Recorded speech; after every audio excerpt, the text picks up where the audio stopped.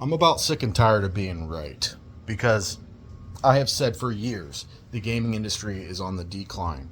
I've said for years the hardware industry is on the decline.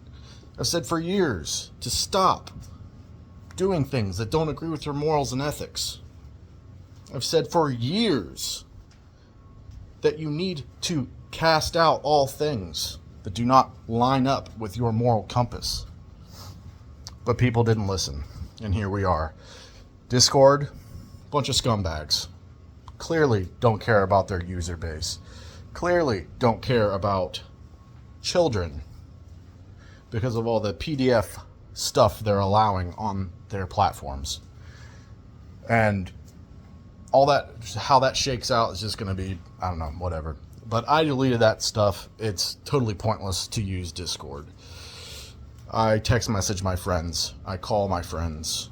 We meet up in person, have LAN parties and stuff like that. Anybody else, it's pointless. There's no point of communicating through Discord or Skype or anything like that. They're selling your information to the highest bidder and even the lowest bidder sometimes. So I was right about those things. I was also right about all these gaming developers.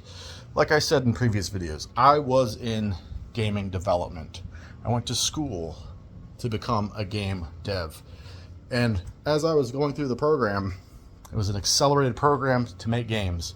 I thought, this doesn't make any sense. I don't see how there's any money in this. It's way too competitive.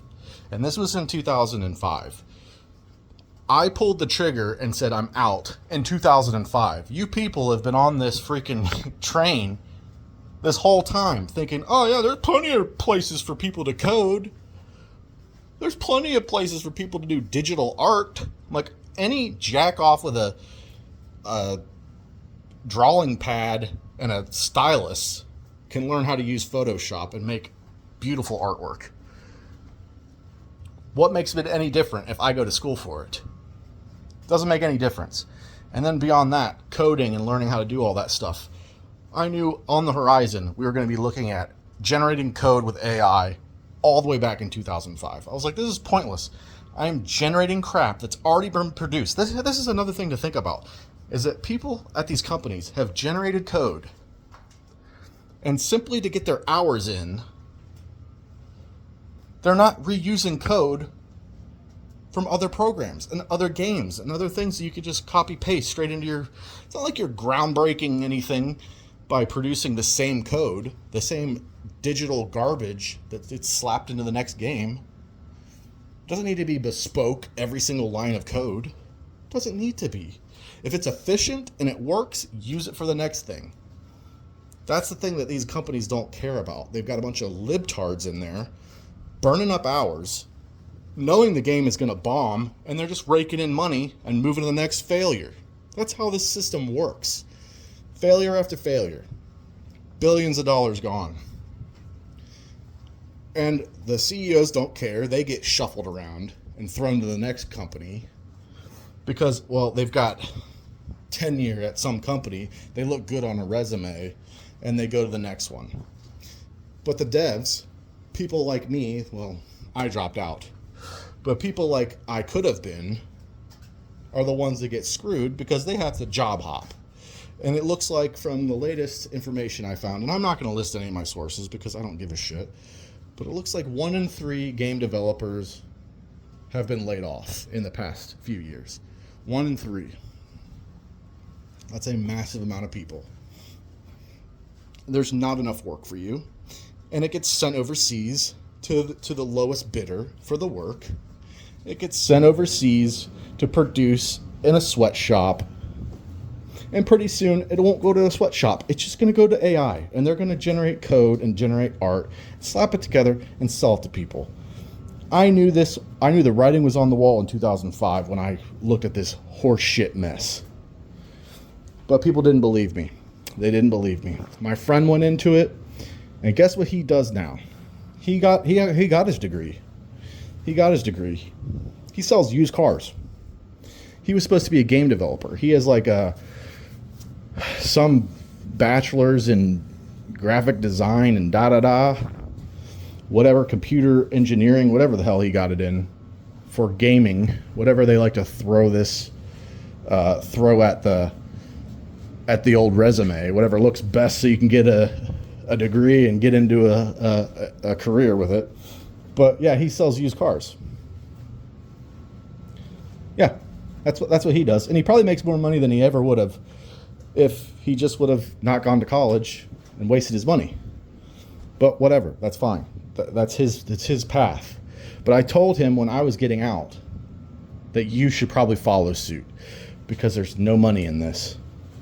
There's none. And look what the game devs are doing now. They're producing bomb after bomb that nobody wants to play, that nobody cares about. And guys like Jeff, whatever the frick his name is, Jeff Keighley, I said he was a scumbag over a decade ago.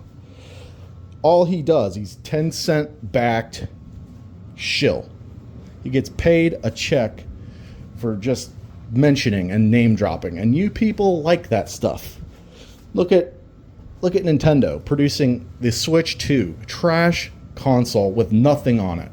Oh boy, you got a racing game, open world Mario Kart. Oh boy. And then you got, what else? You got a bunch of ported stuff from other consoles. Great. Stuff that's already been out. Stuff that you probably already paid for that you're buying again because I like the physical copy. It's also a key card.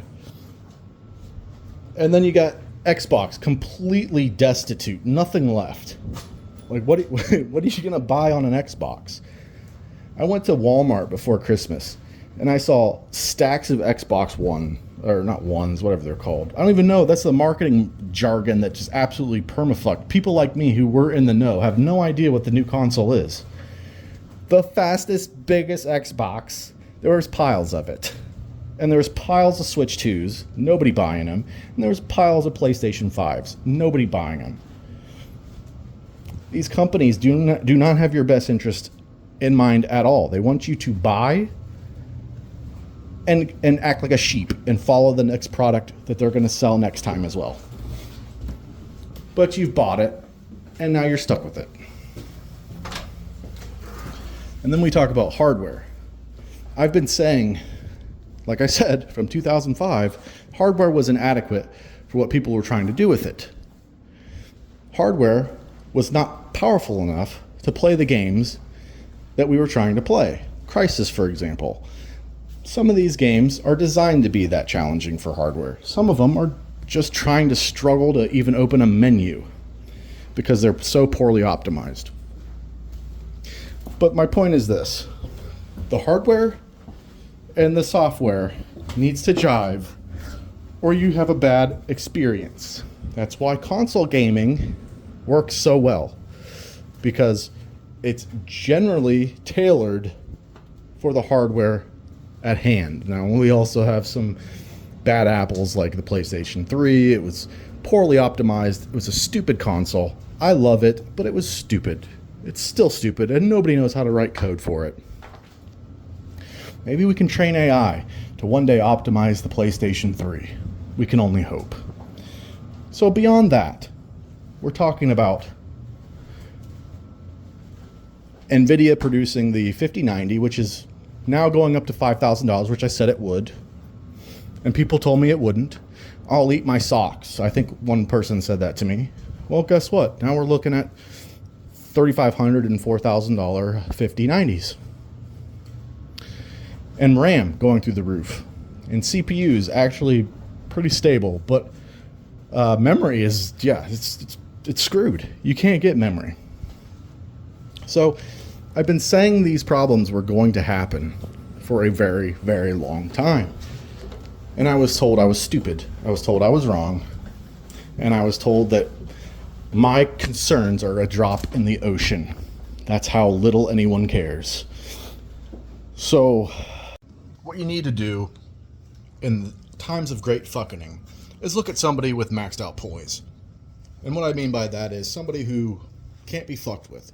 Somebody that has enough money so that if somebody tries to buy them out or buy them off, their money ain't green to this person. Somebody who has some skin in the game and actually cares. Somebody who has morals and ethics, follows the Word of God, or Allah, or whoever, Jehovah's Witnesses, all those types of people, any of that type of stuff. Have some morals and ethics, you know? Just live by a code. Live by a code that you don't diddle kids, and you don't steal, and you don't allow tranny stuff in your video games. Because if you buy the thing with tranny stuff, guess what? They're going to make more of it. But I didn't see it, and I didn't even find that when I played through it. It doesn't matter, you dingbat. It does not matter. Because you bought the game. They think you like it. They're going to sell it again. Do you remember back in the 80s and 90s when they made 1 billion Mega Mans? You know, Mega Man, Jumpman, Rockman, whatever you want to call it. They made Mega Man because people bought it. And they made like 10 of them on the Nintendo Entertainment System. They fired them out year after year after year. Do you know why they did that? Because they sold. So if you would have bought Veilguard, we would have more Veilguard shit. Instead, it became a meme. For good reason. Because, I'm non-binary. And then we look at the industry and we understand why these games are being produced. Because gay people, LGBT people, and women are devs now. They have no talent. They cannot produce anything that is better than their predecessors. So what do? Virtue signal for the crap that they believe in. Because they have no morals and ethics. They believe in chemically castrating kids. These are the people that are making your content and you are buying it. They make your entertainment and you want to buy it. These are the same people that are in the movie industry producing trash movies and you are buying it. Well, not so much anymore. The movie industry is going downhill. Same thing with gaming industry, and it needs to happen. The market needs to right itself. Because back in the day, games were decent because people cared about what they were producing and they were talented. Now they don't care what they're producing as long as they get a paycheck and they can virtue signal. That's all they care about. So don't buy it. Move on. Or move back. Go back in time like me. I like games on old consoles because there's no DLC to download. And I like games on old consoles because they don't need to connect to the internet to update the controller. I turn on my PS5 every once in a while to play a game, and I get so annoyed by all the prompts and dumb shit it wants me to do, I just shut the thing back off and move on. You have to be picky and choosy about what you support. Because if you don't, you just end up with slop. And we have more slop than ever before. It's a sad time. But it doesn't have to be. Because you can just stop buying the trash. And I know you're going to stop buying the trash because you're not going to have a job. Most people are going to be replaced with AI. If you're an accountant, if you're a pencil pusher, if you type on a keyboard, you're going to get replaced. Because nobody needs that shit anymore. If you can be replaced with something that just calculates the shit that you do automatically, you're gone. You're going to be putting the fries straight in that bag. And pretty soon you're not going to have that job either because that's going to be AI too. It's going to be a robot. And really you shouldn't be working for companies like that either because they just produce bad food that's not good for you. It's not healthy. And people just need to stop buying fast food. It's just pointless. You know how much money you can save by just producing your own food? Just make a sandwich, put it in a bag, and go to work. And then eat your sandwich every day. But I like variety. I have to have variety. Well, you do? Do you? You've never been poor. You've never been destitute. Motherfucker, I've been homeless. I've lived in my car. To the point where I am now, where I'm a millionaire. And I own my own business. And the way I got out of that hole was not buying Starbucks and not buying fast food and getting rid of everything that does not matter in life. Everything that does not matter, including alcohol, tobacco, everything. I quit alcohol and tobacco. I'm an alcoholic. Got rid of it all. Got rid of it all because you don't need that crap. You need to live pure lives.